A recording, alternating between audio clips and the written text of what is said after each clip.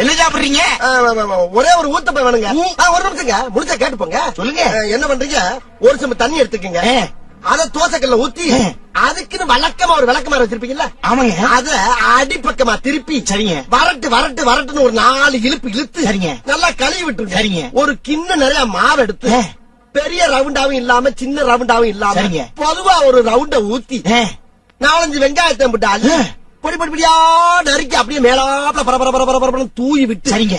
ஒரு நீளமான கேரட் எடுத்து அதையும் பொடி பொடியா நறுக்கி சரிங்க. அப்படியே மேலாப்ல பரபர தூவி விட்டு சரிங்க.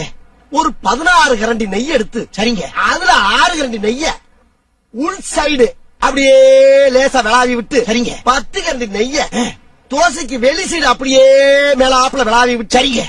இட்லி பொடி இருக்கு பாத்தீங்களா, அத அப்படியே அள்ளி மலை சாரல் மாதிரி அதை மேலாப்ல பரபர அப்படியே பேய விட்டு சரிங்க.